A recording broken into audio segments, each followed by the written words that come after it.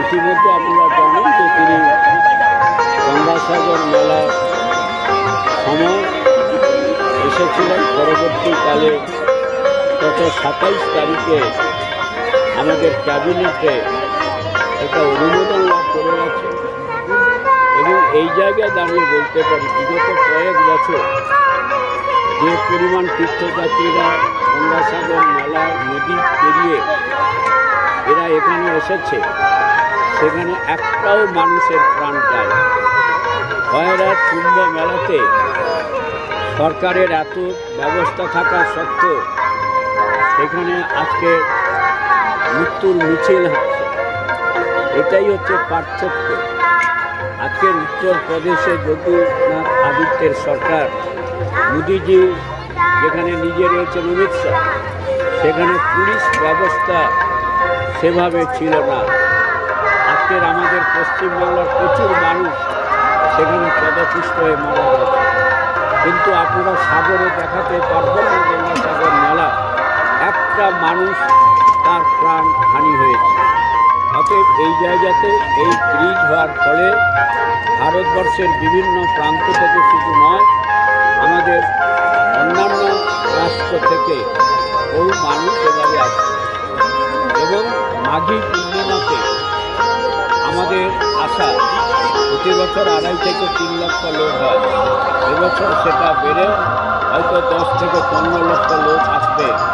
সেই জন্য গতকাল আমাদের জেলা শাসকের উপস্থিতিতে, জেলা পুলিশ সুপারের উপস্থিতিতে, সমস্ত দপ্তরের উপস্থিতিতে এক গুরুত্বপূর্ণ আলোচনা হয়েছে এবং আমাদের ভার্চুয়াল কনফারেন্স হয়েছে, তাতে আমিও অংশগ্রহণ করেছিলাম, যাতে কোনোভাবে যারা আছে 100 মানুষের প্রাণ না যায় সেই বিষয়ে আমরা অত্যন্ত দায়িত্ব নিয়ে এবছর আমাদের মাঘী পূর্ণিমা যাতে সুস্থভাবে হয় তার ব্যবস্থা ইতিমধ্যে করতে। ব্রিজের প্রাথমিক কাজ কি শুরু হয়েছে? যেটি প্রাথমিক কাজ আমাদের 6 তারিখে হবে, হ্যাঁ, কিন্তু ইতিমধ্যে 25 তারিখে যারা টেন্ডার ফেলেছিল, এটা তো আপনি জানেন গোবেল টেন্ডার, অতএব সেগুলো বীজ ফিট সব দেখা হয়েছে। আর রাইস টোটালটা সার্ভে করেছে, রাইস বলে সংস্থাটা সার্ভে করেছে, এইটার ডিজাইন হয়ে গেছে এবং আমাদের সম্ভবত আমাদের ওই যে হেল ওটা কী বলে কি যারা ব্রিজটা যারা করছে, LNT যারা ব্রিজটা করছে তাদের প্রায় ফাইনাল হয়ে গেছে। তারা ছাড়া এই ধরনের বড় বড় ব্রিজ কেউ করতে পারে না। এরা ভগ্নী নিবেদিতার যে বড় ব্রিজ, দ্বিতীয় হেগুলো সেতুর ব্রিজ এরাই করেছে এবং এটার দৈর্ঘ্য হচ্ছে 4.1 কিলোমিটার, বাজেট হচ্ছে 500 কোটি। সাগরদ্বীপে যদি ব্রিজ হয়, সাগরদ্বীপের সমস্ত মানুষেরই উপকার হবে এবং সাগরদ্বীপের উন্নত হবে। সাগরদ্বীপটা হচ্ছে মূল ভূখণ্ড থেকে পশ্চিমবঙ্গে আলাদা হয়ে আছে মানচিত্র থেকে।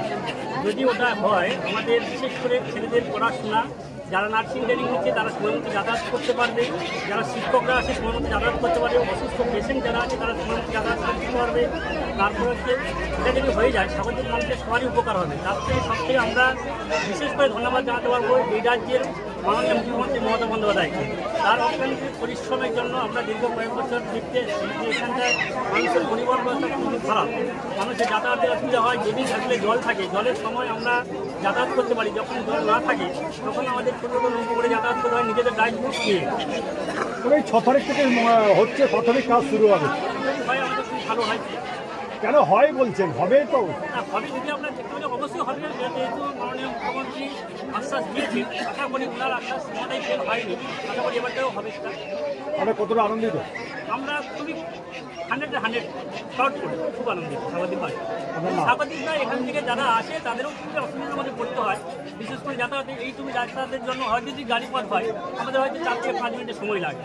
সেই ক্ষেত্রে আমাদের এই ভ্যাসেলের জন্য এখানটায় 1 থেকে 1.5 ঘন্টা কখনো সময় লেগে যায়, সময় মতো এখানে বসে একটা ঘুম থাকে না, সেটা খুবই অসুবিধা হয় আমাদের। আপনার নাম? কোনো ক্ষমতা ছিল।